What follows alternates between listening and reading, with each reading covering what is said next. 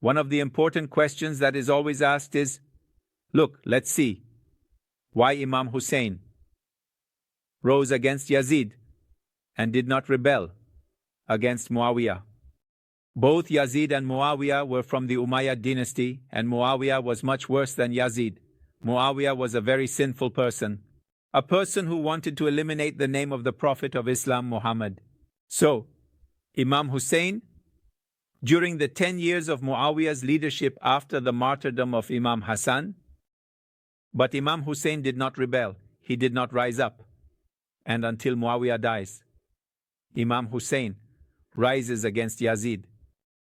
If Yazid and Muawiyah are from the same scene of the sinful, corrupt, cruel, why does Imam Hussein rise against Yazid but not against Muawiyah? It is an important question.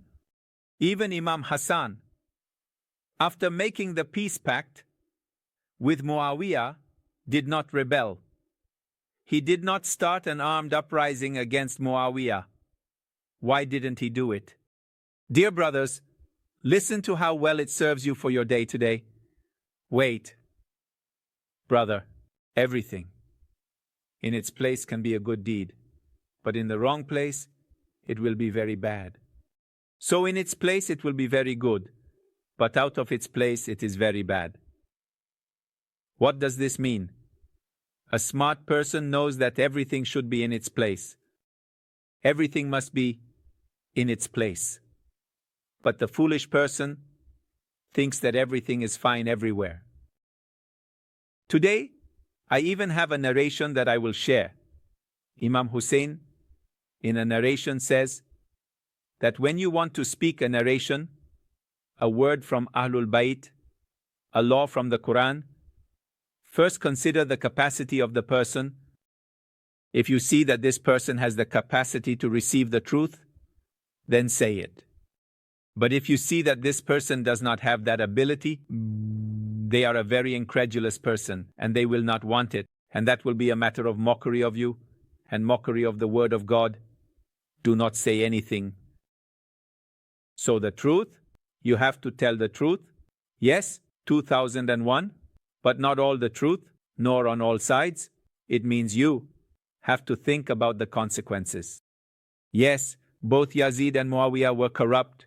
Yes, Muzai did not agree with Yazid, nor did he agree with Muawiyah. But let's look at the acceptance of the people, as the people could indeed understand the uprising of Imam Hussein. Let's see what would happen if he had risen during the time of Muawiyah. Muhammad was a very intelligent person. He was skilled and had a professional propaganda system. On the surface, it seemed to respect certain norms. For example, he led the prayer and prayed in public. I'm going to tell you some gestures of Muawiyah. When Muawiyah was on his deathbed, in a very hypocritical manner, he said to his family and everyone, "Look, O children, I have always loved the Prophet Muhammad in my life." This Muawiyah, who in a secret meeting with Mughira said that he wants to eliminate the name of the Prophet in Azaham. Even Muawiyah himself, when he is dying, brother, does not abandon hypocrisy. At the moment of dying, 2001 will not say the word of disbelief. No, imagine what he says. Look, bring a little bit of cut nails, a little bit of hair, and I have kept that from the messenger of God. When I die, these cut nails and these hairs will be placed on my face, on my body, to receive the blessing of the Prophet before I die. The very Muawiyah who ordered the killing of Imam Ali, ordered the killing of Imam Hassan at the moment of his death, on his deathbed, using that trick to claim that he is the most devout, faithful to the Prophet, having a piece of the Prophet's nails placed on his body to receive blessings at the grave. That is Muawiyah. So you think that Moses would rise up in the time of Moab, and Moab already had a stable government. It had the government, the power established in its hands. Every person who was against Muawiyah was generally not killed by his army.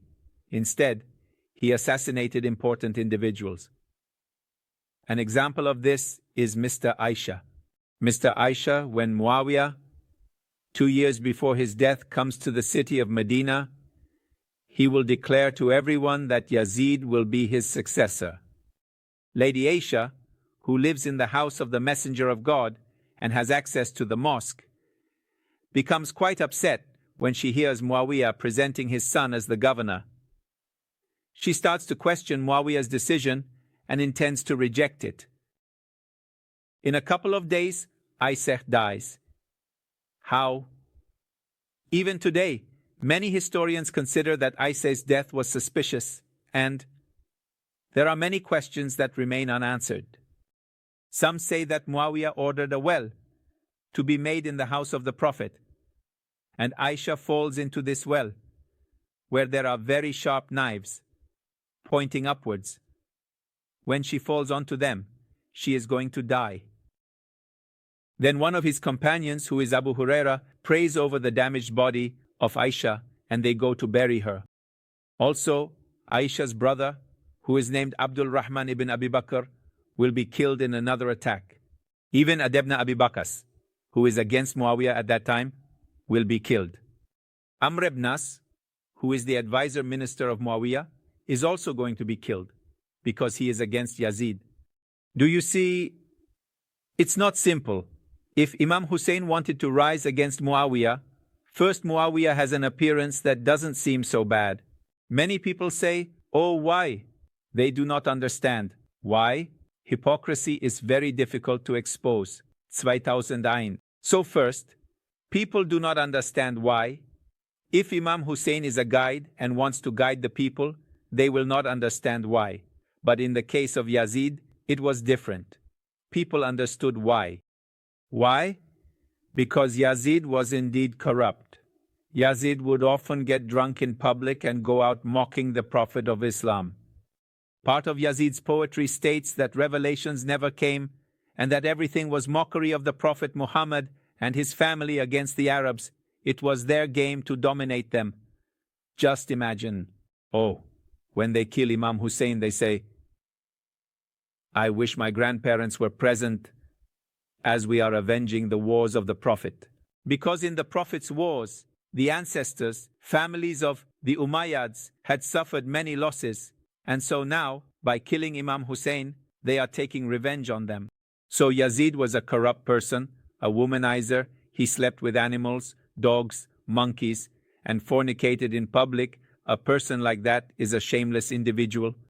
So the people could understand it because Yazid removed the mask and showed all the disbelief he had, the wickedness he possessed, and the lineage he came from. But Muawiyah was not like that. Even today, some Sunni brothers consider Muawiyah to be Khalul Mu'minin, the uncle of the believers, because his sister Habibeh was the wife of the Prophet of Islam. Then many fabricated narrations were invented about Muawiyah, claiming that Muawiyah is a man of paradise, with Muawiyah himself paying for it. They have already invented those narrations, and there are many falsified narrations in favor of Muawiyah. So in that sense here, at that time, in that situation, it was impossible for Imam Hussein to rise, for the people to understand why. Why is it very important? Because Imam Hussein is a light. He wants to illuminate the people. He wants to guide the people. He will not rise up on a whim. In Musain, his uprising is to guide the people. In Mesbahul, Huda, Wasafina, Tonilat wants to illuminate the world, wants to show the path of truth. So, during the time of Muawiyah, he rises up. He cannot show the path of truth to the people, because the people cannot discern. And the propaganda system of Muawiyah is very strong. But in the case of Yazid, it is completely different. Yazid is corrupt. He does not have that control over propaganda. The government during his time will be very weak. People began to have the courage to rise up in different places. During Yazid's entire reign, which lasted about 3 to 4 years, he was constantly fighting with many people in Yemen, Kufa, Medina, Mecca, and almost all the cities rebelled against Yazid. That means it is the moment when people can understand the evil of the Umayyads. That is, The first most important point. The second is that Muawiyah never forced Imam Hussein to make a pact with Muawiyah. Muawiyah had a degree of respect for Imam Hussein. He never forced Imam Hussein to make a pact with him and left him in peace. But Yazid was not like that. Yazid wanted to eliminate Imam Hussein. He wanted to kill Imam Hussein of Islam, or Imam Hussein would make the pact, and thus he would be sent to battle, and there he would be killed. Either Imam Hussein would not make the pact and would remain in Medina, where he would be killed, or Imam Hussein had to rise up and leave the city of Medina and go into a desert where everyone could witness the murder, so it could not be hidden. Why do you ask many Sunni brothers today who martyred Imam Hassan? Oh, Imam Hassan died, but Muawiyah poisoned him? Even to this day, this is one of the ambiguous issues in Sunni sources. Although we now know for certain that Muawiyah poisoned and killed him, but Muawiyah, through a system of propaganda, was able to hide the truth. Even today, no one says that Muawiyah sent Ibn Muljan to kill Imam Ali. How many times have you heard it? Why? Because Muawiyah played tricks. He was a professional in conspiracies. For example, when he wanted to send Ibn Muljam, Abdurrahman ibn Muljam, to kill Imam Ali, the Khawarij were like today's ISIS terrorists. They hated Muawiyah, so he sent someone indirectly. That person hated Muawiyah Zweitausendin and hated Imam Ali, but who promoted that person? Who promoted that? In the background, you will see Muawiyah's intelligence service in Kufa. They recognized him, arranged for a girl for him, and many things were well organized. But to ensure that he was never discovered for what he was doing, he also placed one of them, who supposedly wanted to go kill Muawiyah. However, by coincidence, on that day, Muawiyah did not go to the mosque, and that attacker, who was from the Kharijites, ended up killing another person. This means that Muawiyah not only deceived the people of his time, but he also deceived history. Do you ask today who killed Imam Jade Muradi? What does it have to do with Muawiyah? Nothing. He also hated Muawiyah. A person gives a superficial analysis of the matter, not knowing that Muawiyah at the same time ordered the killing of Amr ibn As. 3. So these three coincidentally ended up killing the three, Amr ibn Muawiyah and Imam Ali. And what happened? Amr ibn As was wounded in that assassination attempt. Imam Ali was martyred, and by coincidence, that weapon was the deadliest one used against Mali and Muawiyah. What happened to him? By coincidence, that day Muawiyah did not go to the mosque and sent someone in his place. That person was indeed killed in the mosque, murdered in the mosque. Interesting, isn't it? How Muawiyah deceived history. Even today, many people believe that way. But when you study the intelligence service of Muawiyah in Kufa very precisely, how he recruited Abdurrahman ibn Multiplied. I already died that he was one of the Javadores. How he promoted him. How he set up a girl who served him and motivated him regarding sexual matters. And that format can only be found in the Old Testament to carry out the work of the Pharisees when they placed women to control their people, like Esther in Esther's case, as if you want espionage based on prostitution. You will only see the hand of the Pharisees there. Who is with them? Muawiyah. From the beginning, there is an ally of the Pharisees of his time. Interesting. So it was impossible for Muhammad to rise up. Furthermore, Muawiyah never pressured Imam Hussein to make a pact, as he could then be at peace, educating his people and preparing the ground. But when Yazid arrives, Yazid is corrupt, arrogant, and shamelessly corrupts the land of God. He is openly wicked and is simultaneously pressuring Imam Hassan. And it is already known that he will kill Imam Hussein, whether for good or for bad. Therefore, Imam Hussein has the option of how to choose his martyrdom. If Imam Hassan stays in Medina with the poison, with a night attack, they will kill him just as Yazid ordered the governor of Medina in Mecca to carry out an assassination. They will kill him just as they did during the time of Hayab Yusuf al-Zagafi to Abdullah ibn Umar, the son of Umar. And if they killed him with a poisoned spear, striking the ankle of Abdullah ibn Umar, they poisoned him and killed him.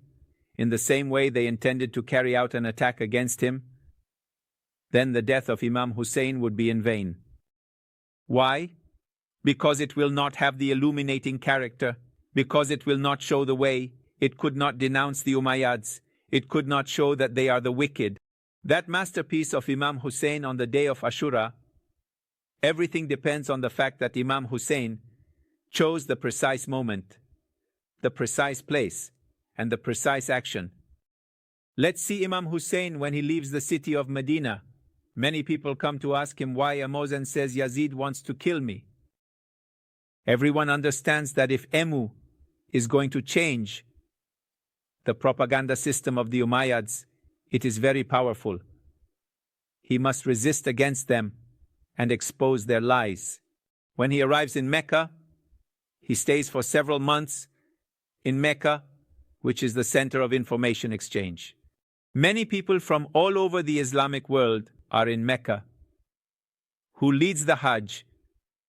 We have Amir al-Hajj. Who leads the Hajj, heading all the pilgrims? Imam Hussein. Just at the moment when Imam Hussein is the center of attention in Mecca, at that moment, on the day of Arafah, Emma Museum says, I have to go. And everyone says, oh look, wait, we have about 3 or 4 days left to finish Hajj. You are in the middle of the pilgrimage. It is forbidden to leave, except in case of emergency. If not, you do not have permission to leave the Hajj. You must complete all the days of the Hajj. The day of Al-Adha is approaching, the 10th day, which is the day of sacrifice. It's coming. Josen says they are not going to allow me here. Why? Jose, you are the grandson of the Prophet. How can they not allow you? And yet they want to kill me. Then everyone will witness that Hussein is leaving. He says, I will take my sacrifices elsewhere. I do not want them to be sacrificed here inside the house of God. Thus, Hussein will promote the hearts of the entire Islamic world that is concentrated in Mecca. Because if it stays there, know that there are terror teams. They are there to carry out attacks against emotional Islam. Everyone understands they will continue to Hajj. But you know, Hussein left. He said, I carry my sacrifices to Karbala's 2009. I carry towards Kufa. So everyone there will understand it. The truth of Imam Hussein, the masterpiece of the emotist, is at this point. And when you go to see something emotional, you go along the way, talking, explaining. I have not come out to seek arrogance, nor to seek power. I have only risen to enjoin good, forbid evil, and reform the Islamic society. I seek the best for all of you, but Yazid wants to kill me. He wants to assassinate me and the entire family of the Prophet sallallahu alaihi wasallam. So this moment that everyone already knows. So what were the obstacles during the time of Muawiyah? We have mentioned a propaganda system. Muawiyah was a very skilled person. He had hypocrisy and did not want to kill the Imam. There are 3 reasons why Moses did not rise up during the time of Muawiyah. Muawiyah did not want to kill Imam Hussein. He wanted to maintain his corrupt government. But let's see. Yazid wants to kill Imam Hussein no matter what. He wants to kill him, for better or for worse. If he makes a pact with Yazid, he will be poisoned and killed. If he is going to rise up, he will kill him. Then Imam Hussein prefers martyrdom with pride over a humiliated death. That is the first point. Secondly, Yazid removes the mask and reveals his wickedness, and everyone will know it. And the third, Imam Hussein can, at that moment of weakness in Yazid's propaganda system, bring the truth to light. This is what Imam seeks to awaken. In a greeting of the Imozen, which is the greeting of the Imozen on the day of Arba'in, 40 days after the martyrdom of the Imam, the day when people go to visit Imam Hussein, it is said that he gave the blood of his heart to awaken humanity, to awaken us from ignorance, to save us from ignorance. So if the Imam would have acted during the time of Muawiyah, he could not have done so, and therefore he could no longer rise up during the time of Muawiyah, and during the time of Yazid, he had to rise up. And to conclude, if Imam Hassan were in place of Imam Hussein, he would never make the peace pact with Imam Hussein. What does this mean? All the Imams, when we review them, lead a perfect and pure life, meaning that they all fulfilled what they were supposed to fulfill in their time. So, if Imam Hassan were in place of Imam Hussein, he would do exactly the same as Imam Hussein did. If Imam Ali were in the place of Imam Hussein, he would do the same as Imam Ali did. If Imam Musa ibn Ja'far, the seventh Imam, were in place of Imam Hussein, he would do the same.